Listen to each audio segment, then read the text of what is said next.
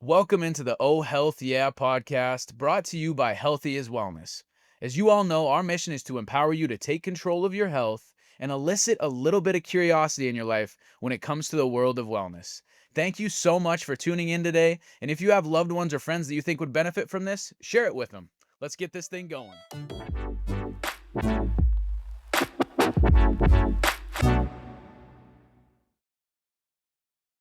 What is up, Healthy is Wellness family? Welcome into another edition of the Oh Health Yeah podcast in our brand spanking new podcast studio. We got a sweet little setup up here. Going forward, if you're watching us on YouTube, this is the setup that you're going to see. We're going to kind of change the things around us, but this is our new setup. If you're listening to us on Spotify or one of the other audio ones, go to YouTube, check out our new space, and check out my cool Santa hat. Today, we're going to be talking about Christmas and how Christmas ties into health and wellness. I'm going to talk through a couple different barriers that people often see throughout the holidays. And then we're also going to talk about one actionable item at the end that we want to leave you all with going into the holidays so that you can enjoy your Christmas, your New Year's, the time with your loved ones in a meaningful way. So I'm going to jump in on the barriers first. The first barrier that comes to my mind when I think about the holidays, and it's something that Zach is just about to do, is travel. Tons and tons of people this time of year travel. They fly, they drive, they go all across the country to go see loved ones, go see family members. And so what I want to talk about today is how do you stay in control of your health through travel throughout the holidays? Obviously at Healthy Is, we're not big believers in everything being perfect. We're big believers in progress, not perfection. So throughout the holidays, what can you do to stay in control of your health while you're traveling? The first actionable item that I wanted to talk about was fasting. You've heard me talk about this a little bit before, but when it comes to traveling through the holidays, fasting can be an extremely beneficial tool that you can use. Whether you're flying or whether you're driving, trying to get a 12-hour break from food can be extremely beneficial for the body because it allows your body to go through that process of autophagy, which is a cellular clean out to where your body will get rid of broken down cells and generate brand spanking new ones. And oftentimes, I know that I'm guilty of this as well, but when people fly, they're like, what in the world am I going to get at the airport? Like all they got is McDonald's, Pizza Hut. Not that you can't have those things, but sometimes flying and traveling can be a great time to practice fasting. As well as if you're driving, the other benefit to this is less stops at rest areas, going to the bathroom. So if you can fast or practice fasting, it's a great way to allow you to still prioritize your health in a meaningful way that's not focusing on what you eat, but rather focusing on when you eat.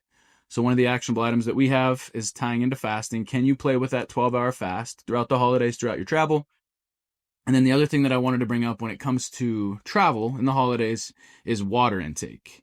So a lot of people think that throughout the holidays, I'm not going to drink a ton of water, especially when I'm traveling, I'm not going to drink a ton of water. What we like to talk about is when you are traveling, let's say you're flying across the country, you're driving to wherever you're headed, can you prioritize water intake? And you could do little games in your life. Let's say every time we pass an exit, I'm going to take a drink of water. Or every time we go 15 miles, I'm going to take a drink of water. Water is extremely beneficial for the body. Almost all processes that we do need water. And what water also helps to do is decrease inflammation. And throughout the holidays, odds are you might indulge in an alcoholic beverage or a sugary snack. Water is going to help those things to be able to be washed out of the body and replenish the body. So water intake can be extremely helpful when traveling and something to focus on and kind of shine a light on. The next barrier that I wanted to talk about when it comes to the holidays is peer pressure or stress. We all see this in our own lives. I know for a fact that when you go to Christmas dinner or when you go to the New Year's party, there's going to be alcohol, there's going to be sugar, there's going to be all of those things that we'd be lying if we said we didn't enjoy.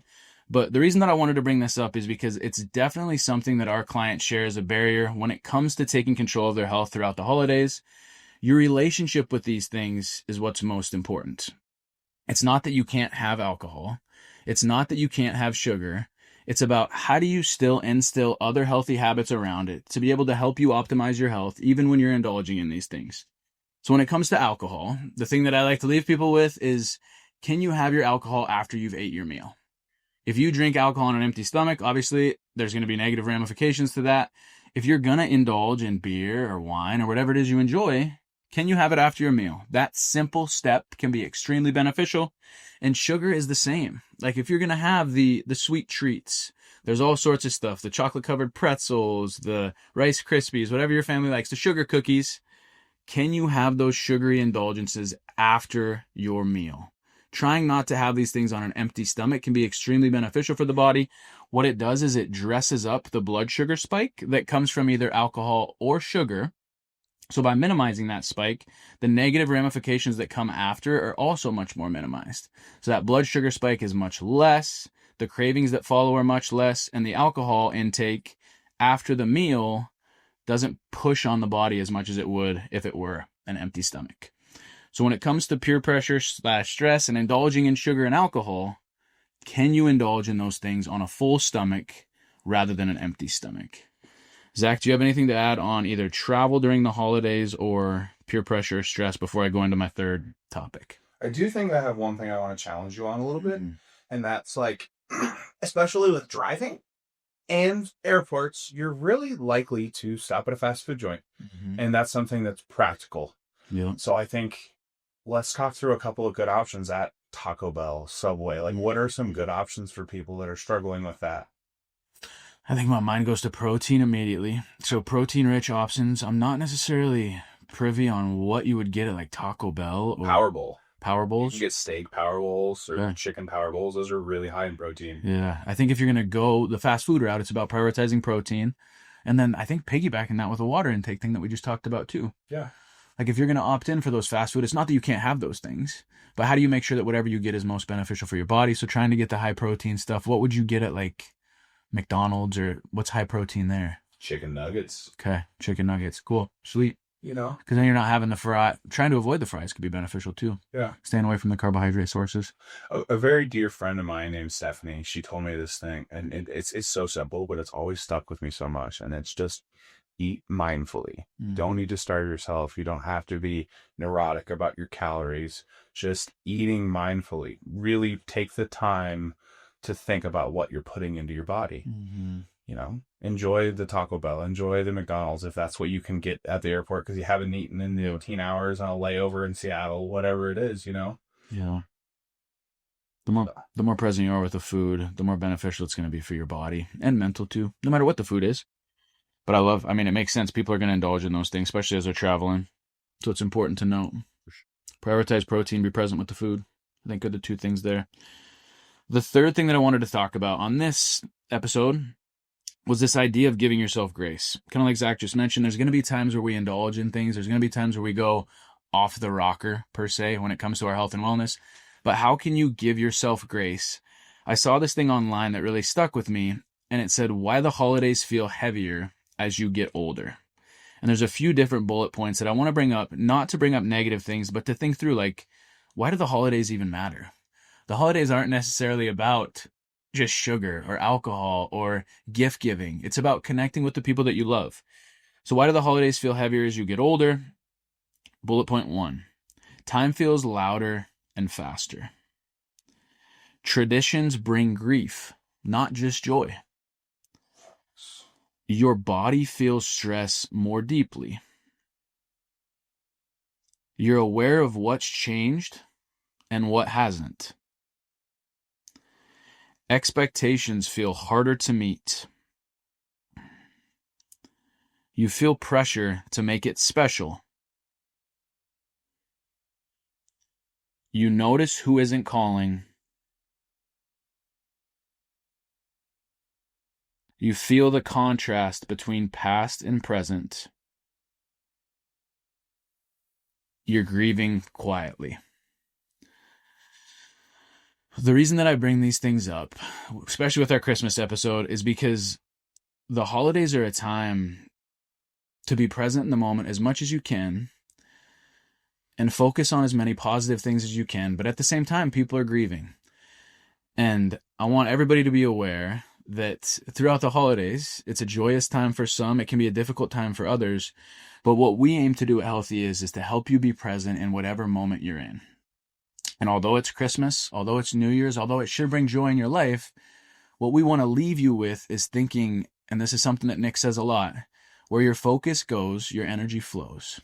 So throughout the holidays, we know that it can be difficult for some people. It can be extremely joyous for others. How can we focus on things that bring us joy and help us to be fully present in the moment and realize that every single holiday might be your last holiday with one loved one? we're not aware of those things. But throughout these holidays, there's these little barriers that hold you back from taking control of your body composition. That's not a big deal to me. What's most important is how can you be present with the people that you love and focus on the positive things around you as you go through Christmas, New Year's, all those things. Anything that you want to add to that last bullet point? I think I want to ask you a question. Mm-hmm.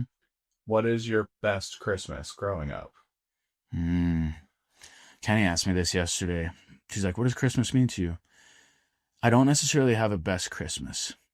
I think some of my favorite Christmas memories are just memories with my family. My grandma makes this thing called sludge, where it's like an alcohol drink with, like, it's almost like a Frosty with booze in it, basically, is what it is. And I remember being young and my dad letting me have a little bit of it and like sitting there with my family. And I wasn't like 5 years old. I was like 18 at the time. Yeah. But just those little memories of indulging in something. It's crazy how it's a substance, but also connecting with your family and feeling like you're one of them in those situations. So I think my favorite Christmas memory really comes down to just family and connection.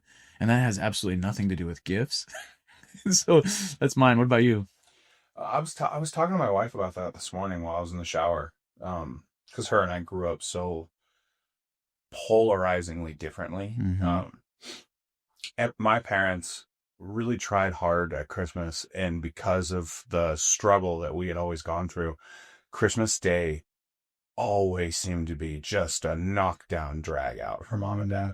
Just bad fight every year. So like I've always had a little bit of a negative connotation with Christmas, but not always. And I think one of my favorite ones, the most memorable ones, was we had just moved out to Shepherd and a year or two before, and we were really, really struggling. My dad had gotten hurt at work. And we had like no money at all. And I don't know what organization they ended up going through. So my dad just really, really wanted us to wake up to something under the Christmas tree. Mm-hmm. And it was just for my brother and I. And it was just a whole bunch of stuff that like hockey sticks. My brother and I never played hockey a day. Just random stuff. A bunch of random stuff that, like, I don't want to say it was meaningless, but just definitely wasn't Alan and I's thing. Mm-hmm. And I make that sound like I'm ungrateful, but I'm the most grateful for that because it just showed me the amount of effort that my mom and dad put into that Christmas. Yeah. Like, listen, I can't give you what you want, but I want you to know how loved you are. Mm-hmm. And that I just have, there's a lot of sentiment attached to that for me. And I don't know, it's a good memory of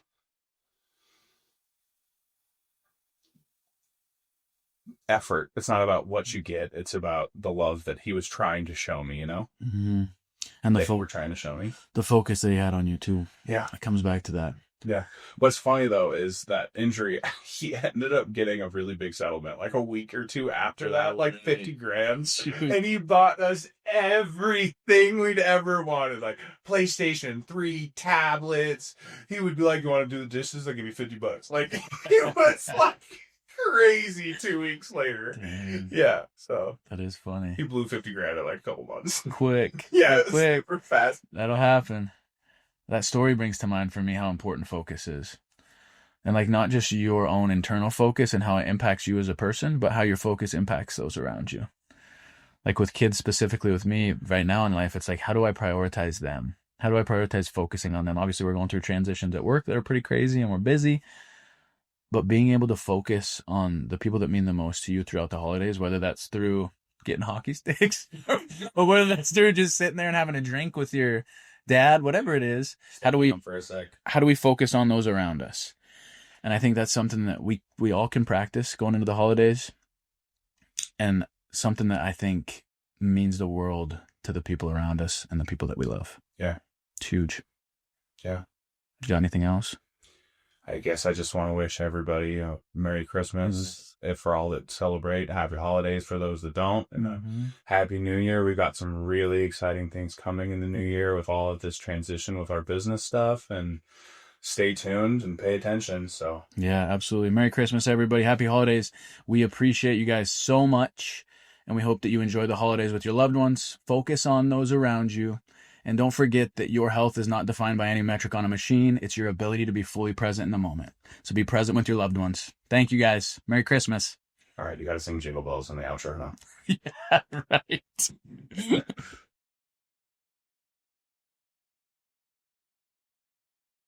Oh, Merry Christmas. Merry Christmas, guys.